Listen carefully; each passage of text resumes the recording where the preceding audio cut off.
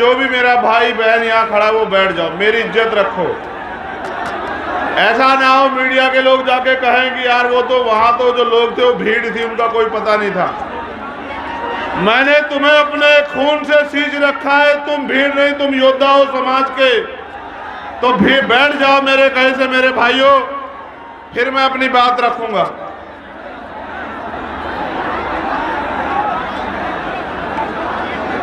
बहुत बहुत धन्यवाद। बहुजन समाज में जन्मे सभी संतों, गुरुओं, महापुरुषों को नमन करते हुए आज छतरपुर की ऐतिहासिक धरती, यहां उपस्थित Bhim army, Azad Samaj party, OBC महासभा और मेरे परिवार के जितने भी लोग आए हैं, चाहे वो नौजवान साथी हों, बुजुर्ग हों, भाई हों, बहनें हों, माएँ हों, उन सबका बहुत बहुत धन्यवाद, आभार। मैं जानता हूं जगह कम है, तुम्हारी संख्या ज्यादा है, लेकिन संभालो खुद को। बैठ जाओ, तुम्हारे पीछे वालों को दिक्कत होती है, तुम बैठ जाओगे तो हमारे पीछे वाले भाई को हिम्मत मिल जाएगी। जो आगे खड़े हैं उनसे कह रहा हूं बैठ जाओ। सम्मानित साथियों, अपनी बात की शुरुआत करने से पहले मैं भाई आरडी प्रजापति जी को कहना चाहता हूं, यहां आओ, मेरे पास खड़े हो गए मेरे भाई।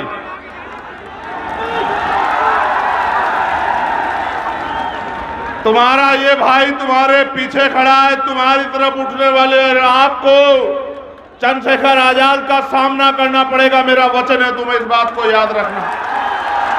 और यहाँ के शासन प्रशासन को भी कह रहा हूं, ये मत समझना आरडी प्रजापति अकेला ये मेरा भाई है।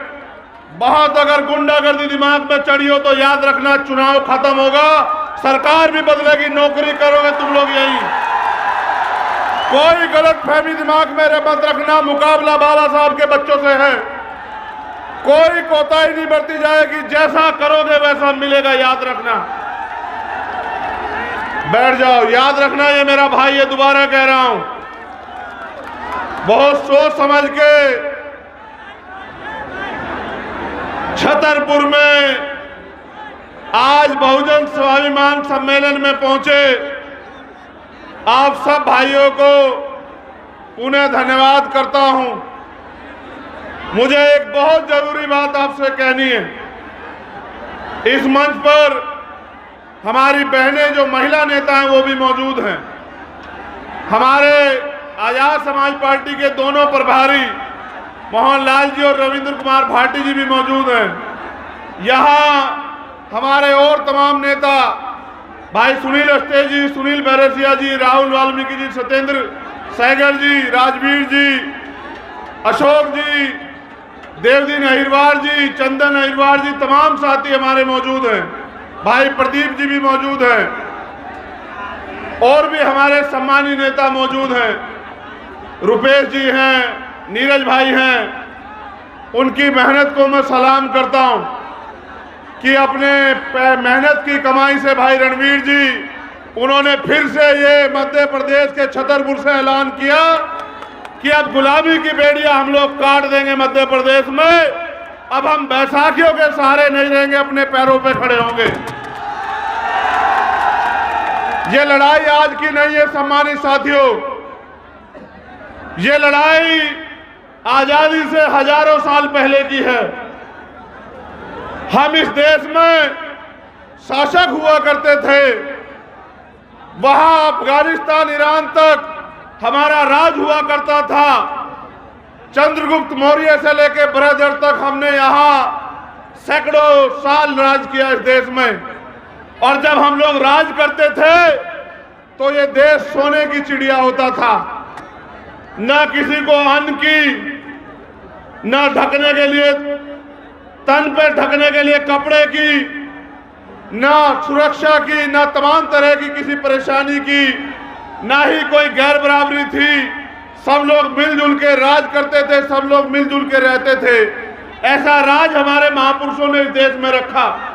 लेकिन सम्मानित साथियों, आपको जानना चाहिए कि जिनका राज हुआ करता था वो इस भारत में गुलाम क्यों बने।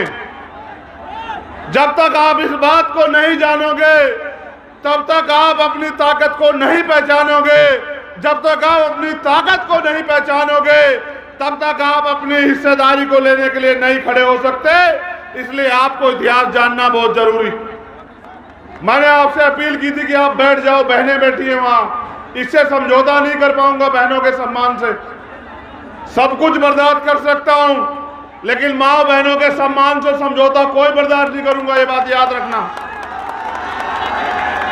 आप जानते हैं, एक मेरे परिवार में जब मेरी बहन की शादी में जो अपमान हुआ, वो अपमान मुझे यहाँ खींच लाया छतरपुर की धरती पे। मैं उस पर भी बात रखूंगा, लेकिन पहले इतिहास पे आपसे बात कर लूं।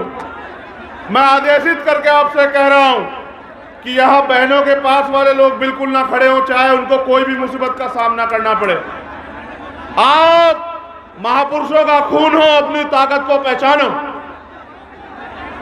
ये वॉलेंटियर चुप होकर बैठ जाओ यहीं। ये वॉलेंटियर बहुत परेशान कर रहे हैं, बैठ जाओ, इनको बैठाओ। तुम्हारा काम अब खत्म हो गया, अब समाज अपने आप रक्षा करेगा, बैठो। वो जो वहां है उनको हटाओ उस बॉर्डर से। ये वॉलेंटियर बैठे, वॉलेंटियर बैठे। समाज बहुत ऊर्जावान है, यहां से हट जाओ आप लोग, बस बहुत अच्छे। ये वॉलेंटियर सारे बैठ जाएं, अपनी रक्षा हम खुद करेंगे, बैठ जाओ। ये समाज खुद करेगा रक्षा। आप सुनो, मेरी बात पे गौर करो। आजादी से पहले बाबा साहब अंबेडकर, फूले साहू, पेरियार, संत गाडगे जी महाराज, नारायणा गुरु, सर छोटू राम, और आजादी के बाद महामना रामस्वरूप वर्मा, संत राम बीए प्रजापति, बाबू जगदेव प्रसाद कुशवाहा, जननायक कपूरी ठाकुर, बाबू शिवदास चौरसिया जी, इन महापुरुषों ने अपने खून से इस आंदोलन को सींचा। क्यों सींचा, ये भी आपको जानना चाहिए। आजादी से पहले जिन लोगों के हाथ में व्यवस्था थी, उन्होंने बहुजन समाज के लोगों को ना पढ़ने का अधिकार दिया, ना नौकरी करने का अधिकार दिया, ना जमीन रखने का अधिकार दिया, ना बिजनेस करने का अधिकार दिया, ना अच्छे घर बनाने का अधिकार दिया, ना घूमने की आजादी दी, ना संसाधन रखने का आधार दिया। फिर हमारे महापुरुषों ने अपने बच्चों की कुर्बानियां दी। महामना ज्योतिबा फूले और उनके बाद छत्रपति साहू जी महाराज ने हमें पढ़ाने लिखाने का काम किया, हमारे लिए स्कूल खोले। फिर बाबा साहब अंबेडकर ने पहले मिशनरी स्कूलों में, फिर उसके बाद जो यहाँ के स्कूल थे उनमें पिछली दरवाजे पे बैठ के अपनी पढ़ाई पूरी की। फिर पढ़ाई करने के लिए विदेश गए और विदेश से पढ़ के आके आपके हक अधिकारों के लिए लड़े। अगर 4-6 लोग डिस्टर्ब कर रहे हैं तो खींच के बिठा दो। तुम्हारी जिम्मेदारी है कि रक्षा सुरक्षा करना सीखो, वरना ये पाखंडी तुम्हें खत्म कर देंगे, तुम्हारा वजूद खत्म कर देंगे। खींच के बिठाओ। तुम ताकतवर कौम हो, अपनी ताकत को पहचानो। कब तक मांगते रहोगे, कब तक उम्मीद करोगे तुम लोग? ये जो बीच में लोग खड़े, बिठाओ, जोर लगा के बिठाओ लोगों को। ये आपको और मेरी बात के बीच में डिस्टर्ब कर रहे हैं। इनको कोई अधिकार नहीं इन लाखों लोगों को परेशान करने का। इनको जोर लगा के बिठाओ, एक टांग पे बिठा रहे हैं ये वॉलेंटियर। तुम लोग हटो, तुम्हारे बस का नहीं, तुम इधर रहो। ये तो समाज करेगा अपना काम, तुम हटाओ लाठियां। ये लाठियां जिनके लिए दिखानी है उनको दिखाना, इनको मत दिखाओ। नीचे बैठो, जोर लगा के बिठाओ मेरे नौजवान साथियों, खींच के बिठाओ, खींच के बिठाओ।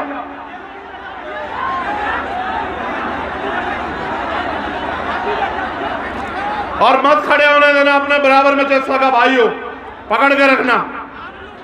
कैसे रखोगे पकड़ के? सीख जाओगे धीरे धीरे सारी चीजें। चलो अब गौर करो मेरी बात पे। बोलूं? नहीं, अभी आवाज आ रही, मैं नहीं बोलता, पहले चुप होने दो लोगों को।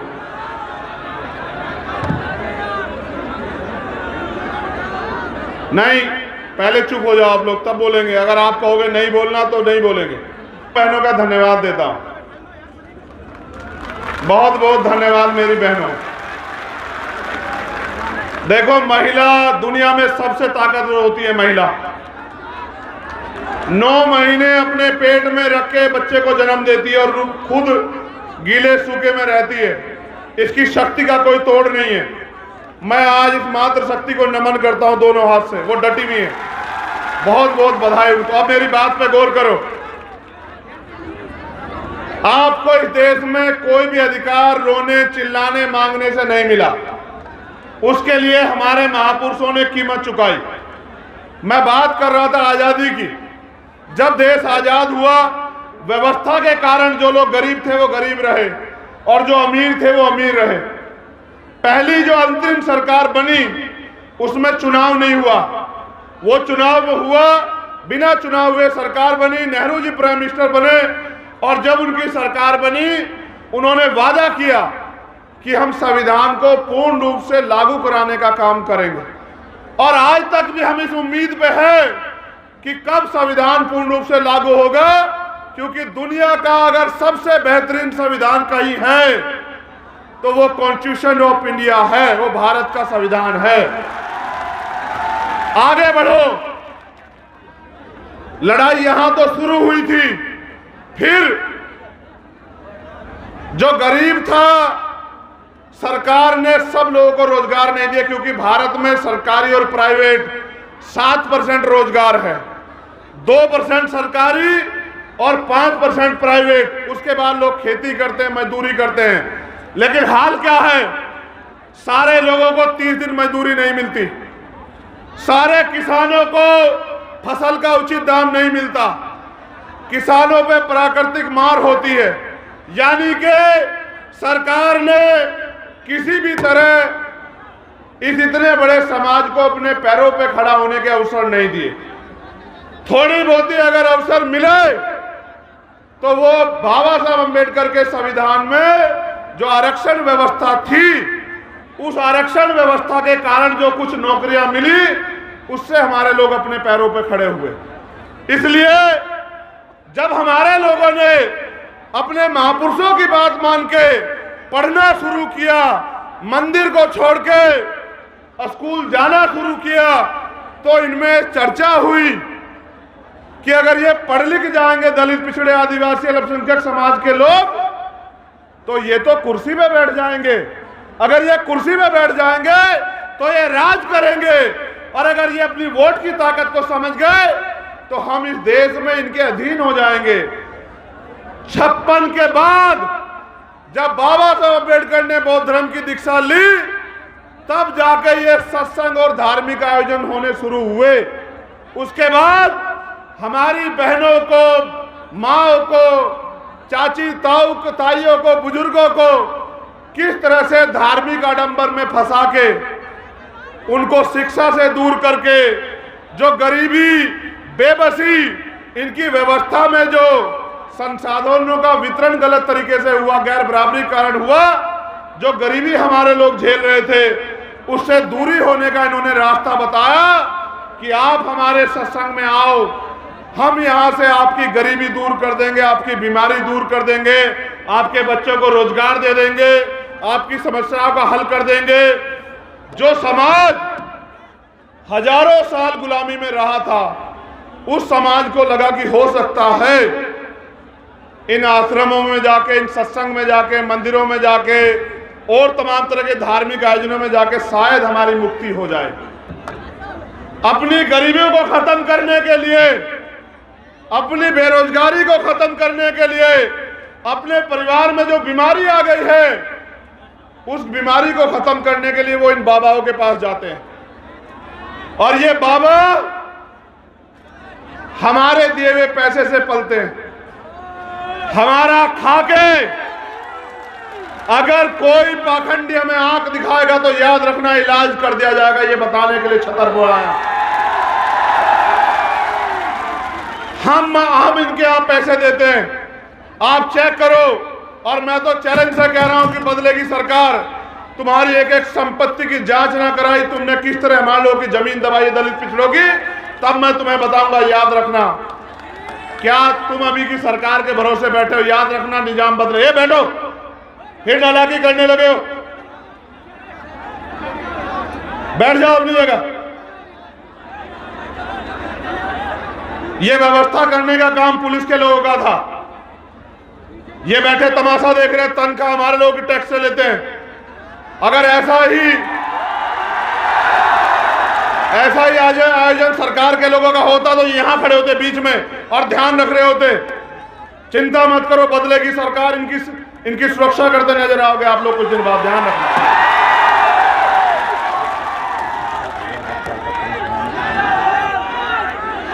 एक मिनट चुप हो जाओ। तुम्हारे आसपास एक 10 साल का बच्चा होगा, उसका नाम है प्रिंस। क्या कपड़े पहने? लाल पैंट पहना, सफेद शर्ट और लाल पैंट। अगर तुम्हारे पास कोई 10 साल का बच्चा आसपास हो तो उसको मंच पे ले आओ। उसकी माँ आ गई है, उनको परेशान है। या बाबा की पर्ची की जरूरत नहीं है, आपकी पर्ची से काम हो जाएगा।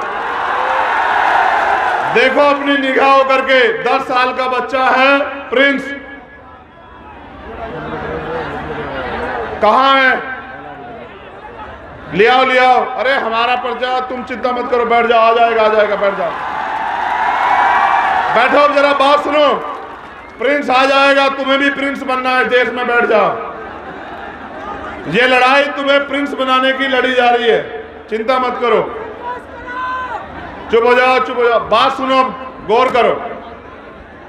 फिर इसलिए ये हमारे लोगों को झूठे आश्वासन देते हैं कि हम आपकी जिंदगी में जो परेशानियां उनको खत्म कर देंगे। इसलिए उन परेशानियों से मुक्ति के लिए हमारे लोग इनके पास जाते हैं। फिर ये हमारा शोषण करते हैं, फिर ये हमारे लोगों को गुमराह करते हैं, और फिर ये हमें ही नीचा दिखाने का काम करते हैं। अब मैं आपसे कुछ और बात कर लूं, मैं इन पे आऊंगा, आपको धाम धूम पे आऊंगा, ये बाद का काम है। पहले काम की बात सुनो। हमने एक आयोजन, मैं आया था 12 फरवरी के बाद उज्जैन में, जब भाई किशन लाल जी के परिवार से मिलने के लिए। मैंने आपको मध्य प्रदेश का एक सच बताया।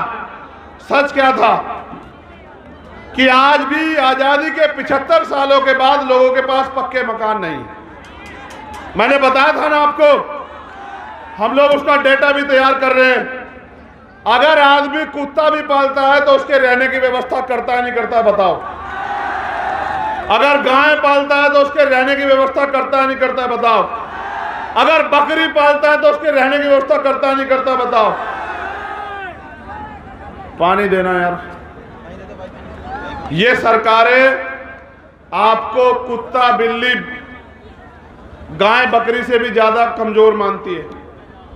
इसलिए इनको नहीं लगा कि जब बरसात आएगी इनके घर चुएंगे।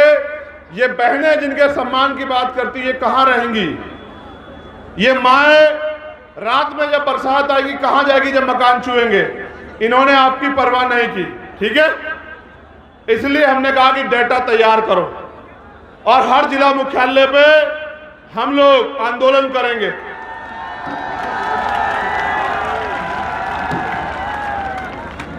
और अगर फिर भी सरकार नहीं मानी तो हम मुख्यमंत्री का घेराव करेंगे भोपाल जाके, और मध्य प्रदेश के हर घर को जो कच्चा मकान है उसको पक्का मकान दिला के रहेंगे। ये हमारा वादा है। जब मैं आपके अधिकारों की बात करूंगा, ये आपको गुमराह करने की बात करेंगे। फिर पहले डाटा तैयार होने के बाद अगला रास्ता भी आपको बता रहा हूं, गौर से सुनना।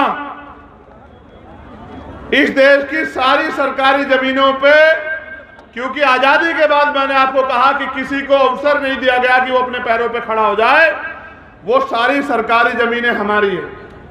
काशीराम साहब हमारे नेता, जिनकी जयंती हमने मनाई अधिवेशन के रूप में, वो कहते थे जो जमीन सरकारी वो हमारी।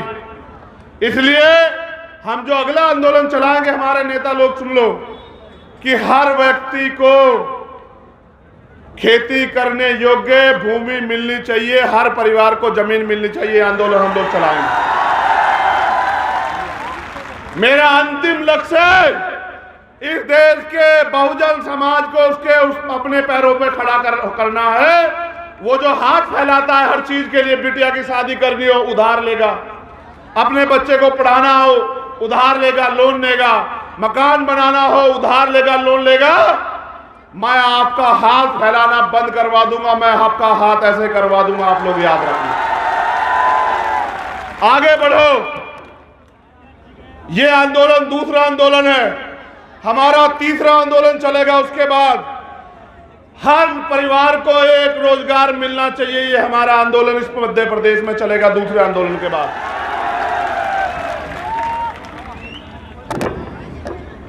उसके लिए भी हम लोग इसी तरह से सरकार को मजबूर करेंगे। फिर आगे बढ़ो। अगर ये सरकार नहीं देगी तो मैं आपसे कहना चाहता हूं, मेरे बहुजन समाज के लोगों, आप पे दो रास्ते हैं। चाहे तो बैसाखियों के सहारे रहो, चाहे किराए के मकान में रहो, या फिर अपने आंदोलन को इतना ताकतवर करो कि यहां इस मंच पे बैठे, आपके बीच में बैठे गरीब के बेटों को भी आपकी लड़ाई लड़ने का अवसर मिले।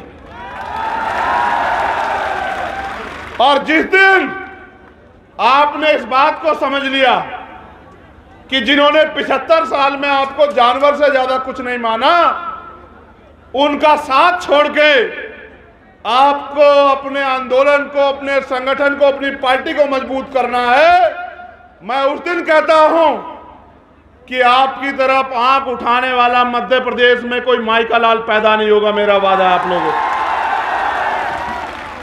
क्या दोबारा किसी सेना ने कहा कि हम आंदोलन करेंगे आपके अधिकार के खिलाफ? एक बार आपने ताकत दिखाई, एक बार में सबको पता लगा कि इनको मत छेड़ना। एक बार आपने ताकत दिखाई दी 2 अप्रैल को।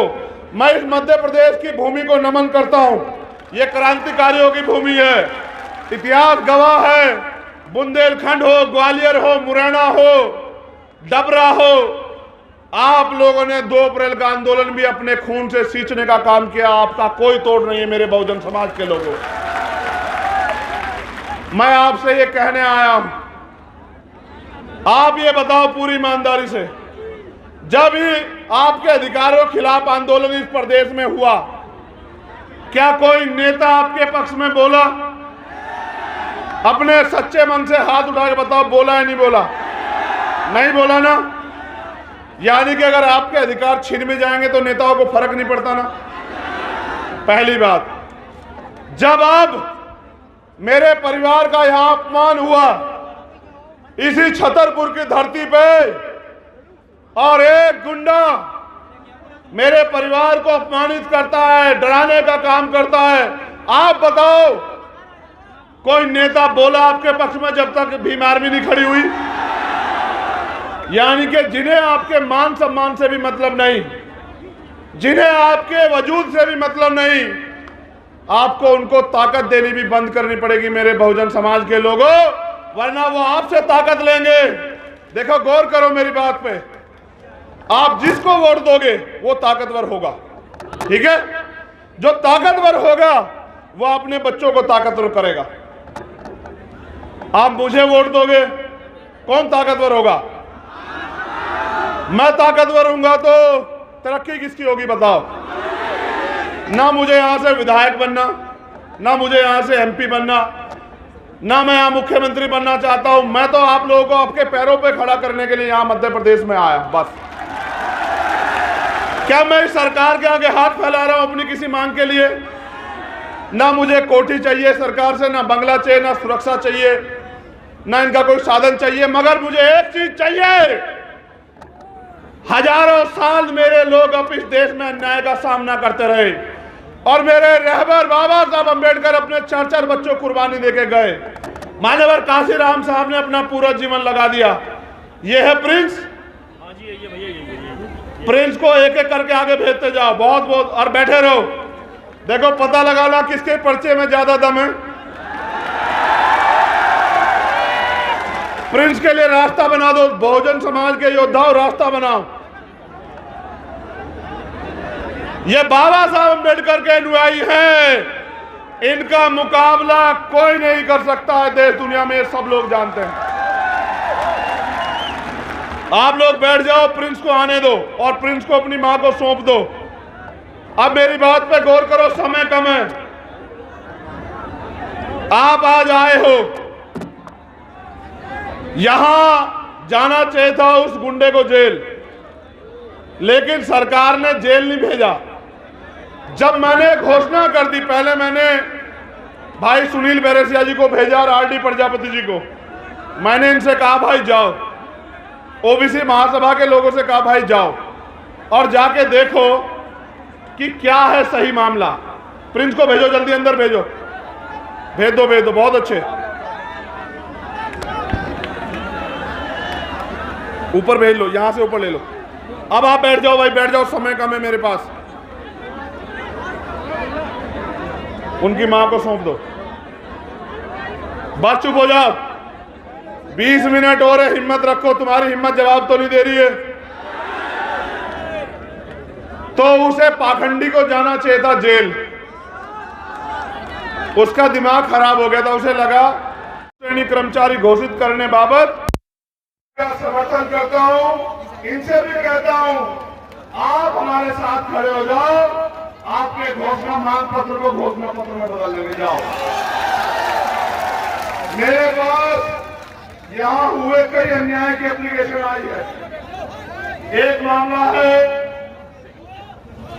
छतरपुर का, ग्राम हमा में स्थित संत रविदास मंदिर को राजस्व खसरा नक्शा दर्ज कराने बाबत मैं यहाँ की लीडरशिप से कहता हूँ, यहाँ के प्रशासन से बात करके इनकी इस मांग के लिए, इस मांग को पूरा कराने के लिए काम करें। पहली बात।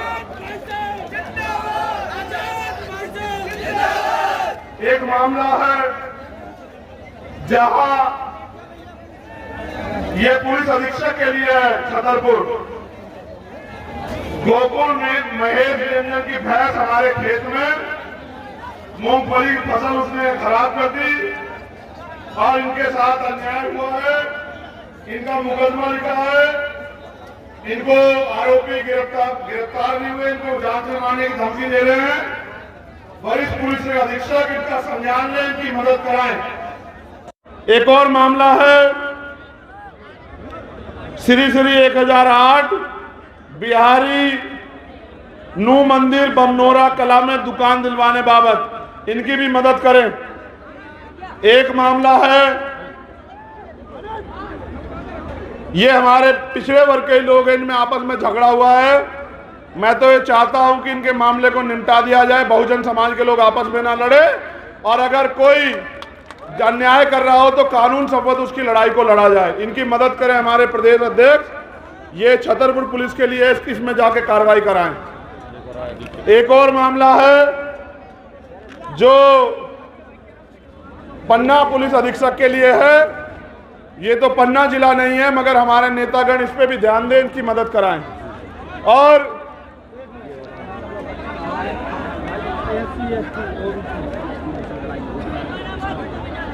अब इतना समय नहीं बचा भैया, ये एक नारा है, चाहे आपस में लड़वाते हैं तो SC ST OBC के भाईचारा में। हाँ, अभी बोल रहे। एक और बात गौर करो,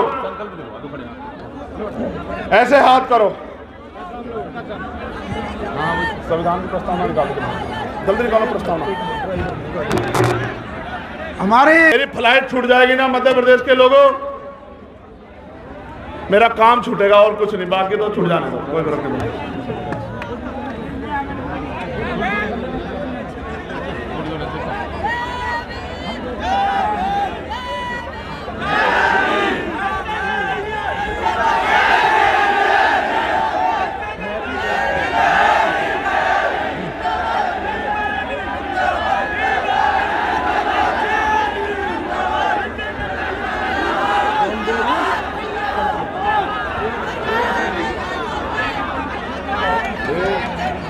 रही है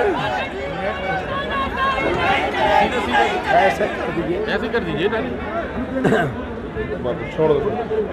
we the people of India, हम भारत के लोग हैं। हम भारत के लोग भारत को एक संपूर्ण प्रभुत्व संपन्न समाजवादी पंथनिरपेक्ष लोकतंत्रात्मक गणराज्य बनाने के लिए तथा उसके समस्त नागरिकों को सामाजिक, आर्थिक और राजनीतिक न्याय, विचार, अभिव्यक्ति, विश्वास, धर्म और उपासना की स्वतंत्रता, प्रतिष्ठा और अवसर की समता प्राप्त कराने के लिए तथा उन सब में व्यक्ति की गरिमा और राष्ट्र की एकता और अखंडता सुनिश्चित करने वाली बंधुता बढ़ाने के लिए दृढ़ संकल्प होकर आज का दिन हमारा है, यहाँ 17 तारीख को एक संकल्प लेते हैं कि हम भारतीय संविधान को सुरक्षित रखेंगे और उसको पूर्ण रूप से लागू कराएंगे। एक और संकल्प करो, अगर आप मुझसे विश्वास करते हो, मेरे अंदर मुझ पे प्यार करते हो, तो कि हम SC, ST, OBC माइनॉरिटी के लोग आपस में नहीं लड़ेंगे, आपस में नहीं लड़ेंगे, आपस में नहीं लड़ेंगे, क्योंकि दुश्मन साजिश करके लड़ा के हमें बांटने का काम करेगा। हमें बंटना नहीं, हम सदियों से बढ़ते आए हैं। अगर आप इन धामों में नहीं जाओगे तो इन पाखंडियों की दुकानें बंद हो जाएगी, याद रखना मेरी बात। वहां धर्म नहीं, धंधा चलता है। आप धंधे में शामिल ना हो, धंधा बंद, दुकान बंद। अब किसने गलती की, धंधे वालों ने, फिर आऊंगा छतरपुर। इस बार पर्ची यहां नहीं निकलेगी, वहीं निकलेगी जिनकी निकलनी है। अभी पर्ची निकली ना, अपनी पर्ची, बच्चा मिला ना, ऐसे निकलेगी जैसे 10 मिनट में प्रिंस की निकली, ऐसे निकलेगी। इसलिए मुस्कुरा रहा हूं कि तुम्हारे चेहरों पे मुस्कुराहट नहीं है। गरीबी में जी रहे हो, भूखे प्यासे पेट जी रहे हो, पढ़ाई के लिए पैसे, घर चलाने के लिए पैसों से मोहताज हो। इसलिए कह रहा हूं कि अपनी ताकत बना लो मेरे लोगों। जय भीम, हमारी एकता जिंदाबाद।